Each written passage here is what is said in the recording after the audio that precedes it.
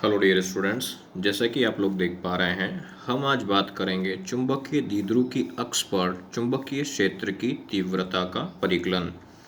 जैसा कि हमने फर्स्ट चैप्टर में किया था, उसी प्रकार हम अक्ष पे चुंबकीय द्विध्रुव मैग्नेटिक डायपोल फाइंड करेंगे। यानी कि मैग्नेटिक डायपोल की जो अक्ष होती है उसके ऊपर मैग्नेटिक फील्ड इंटेंसिटी निकालेंगे। तो जिस प्रकार आप लोग देख पा रहे हैं, हम एक बार मैग्नेट लेंगे यहाँ पे बिल्कुल इस प्रकार। यहाँ पे स्मॉल m और ये होता है प्लस m। इससे इसको हम बीच के जो हैं उसको हम नाम देंगे क्या, यहाँ पे O। इस डाइपोल को हम AC कंसिडर करेंगे और इसके बीच की जो लेंथ रहेगी वो क्या रहेगी, यहाँ पे L रहेगी। आप चाहें तो कुछ और भी कंसिडर कर सकते हैं।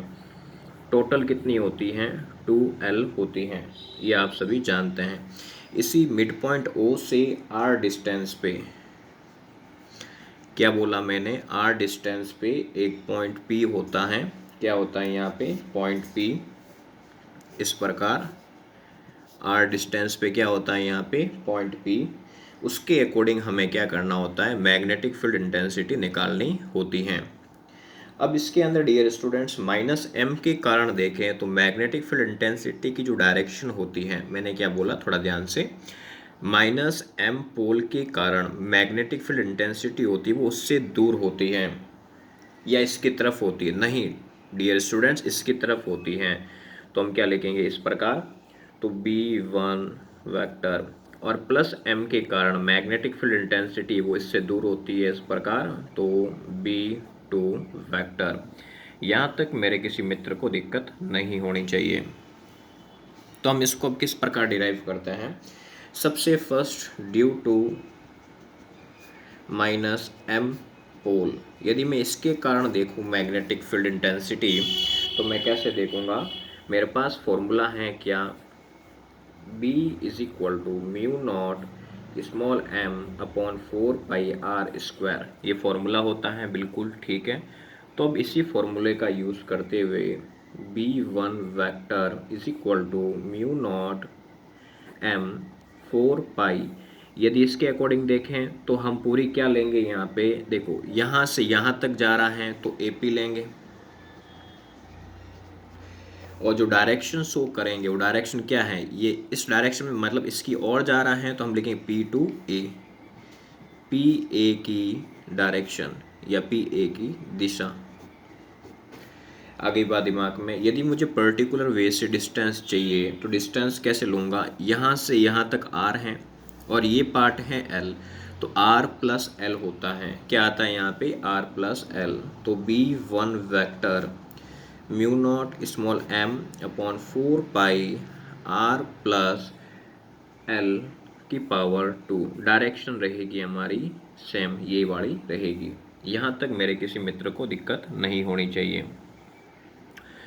अब इसके बाद डियर स्टूडेंट्स हम बात करेंगे इसी प्रकार, हम प्लस m के अकॉर्डिंग बात करें ड्यू टू प्लस m पोल, तो उसके अकॉर्डिंग देखें तो B2 है, उसके लिए फॉर्मूला क्या बनेगा, म्यू नॉट m अपॉन 4π। थोड़ा ध्यान से समझें, देखो प्लस m के कारण जो मैग्नेटिक फील्ड इंटेंसिटी की जो डायरेक्शन होती है इससे दूर होती है, तो C2P देखेंगे, क्योंकि इससे दूर है तो C2P। तो यहाँ पे आ जाएगा CP², और जो दिशा रहेगी, जो डायरेक्शन रहेगी वो क्या रहेगी, डायरेक्शन CP दिशा में। यहाँ तक किसी को दिक्कत नहीं होनी चाहिए। अब मान लो मुझे पर्टिकुलर वे से CP चाहिए, तो म्यू नॉट m अपॉन 4π, मुझे पर्टिकुलर वे से CP चाहिए, कहने का मतलब मुझे यहाँ से यहाँ तक ही चाहिए। तो मैं कैसे निकालूंगा, टोटल तो R है यहाँ तक, यदि इसी R में से यदि मैं L बार करूँ तो ये काम बन जाएगा यहाँ पे, ठीक है ना। यहाँ पे तो बिल्कुल मैं ऐसे ही काम करूँगा। यहाँ पे तो मैं क्या करूँगा, यहाँ पे R माइनस L कंसिडर करके चलूँगा और डायरेक्शन रह जाएगी वो मैंने आपको बता दिया है। यहाँ तक किसी मित्र को दिक्कत नहीं होनी चाहिए, बिल्कुल। अब इसके बाद हम क्या करेंगे, यहाँ पे मुझे टोटल मैग्नेटिक फील्ड इंटेंसिटी चाहिए एट पॉइंट P पर। तो मैं कैसे निकालूंगा, B vector is equal to B2 vector minus B1 vector लेंगे और डायरेक्शन कंसिडर करेंगे CP डायरेक्शन। कौन सी कंसिडर करेंगे डियर स्टूडेंट्स?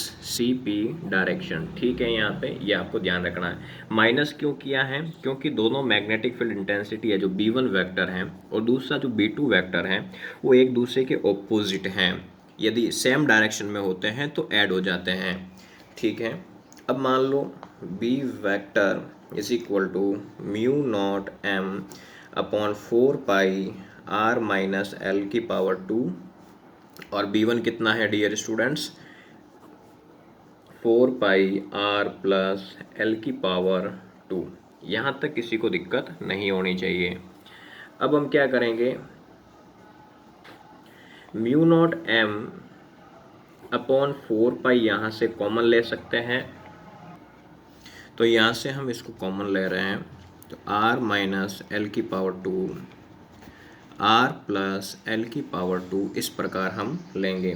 तो इसको हम यदि यहाँ क्रॉस करवाएं तो B vector mu naught M upon 4 पाई ये ऊपर चला जाएगा और A प्लस बी का होल स्क्वायर खुलेगा, R square plus L square plus 2RL, फिर यहाँ पे A माइनस बी का स्क्वायर खुलेगा, R square minus L square plus 2RL और नीचे क्या आ जाएगा, A माइनस बी और A प्लस बी हैं तो R square minus L square की पावर 2, ये इससे कट 2RL और 2RL डियर स्टूडेंट्स कितना होता है यहाँ पे 4RL होगा। कितना होगा यहाँ पे 4RL। तो हम क्या देखेंगे, B vector is equal to mu naught M upon 4 pi 2RL और 2RL टोटल हो जाता है 4RL upon R square minus L square की पावर 2। यहाँ तक किसी को दिक्कत नहीं होनी चाहिए। अब इसके बाद हम कैसे निकालेंगे यहाँ पे, तो हमने एक फॉर्मूला पढ़ा है कि जो कैपिटल M होता है वो स्मॉल m क्रॉस 2L के बराबर होता है।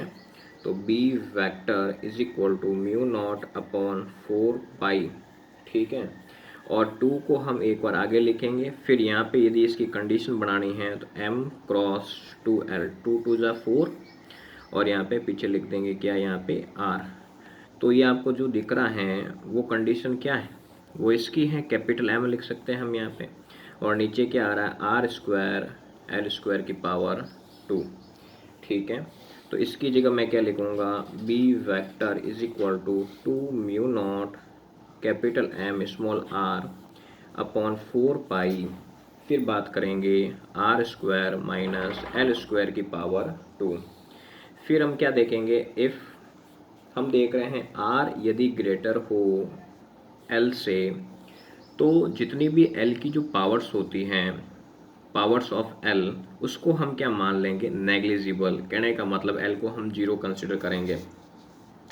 तो B vector is equal to 2 mu naught capital M upon multiply small r 4 pi R square, ये तो पूरा जीरो हो गया, तो अब क्या हो गया स्क्वायर। तो इसके बाद क्या बनेगा यहाँ पे, B vector is equal to 2 mu naught M small r 4 pi, 2 का 2 से क्या कितना आ गया 4, ये से कट। ठीक है, अब इसके बाद क्या होगा, B vector 2 mu naught M upon 4 pi R cube. यदि मुझे डायरेक्शन शो करनी है तो किस डायरेक्शन में देखूंगा, CP डायरेक्शन। कौन सी डायरेक्शन देखूंगा डियर स्टूडेंट्स, CP डायरेक्शन। तो ये डेरिवेशन हमारा ख़त्म हो जाता है।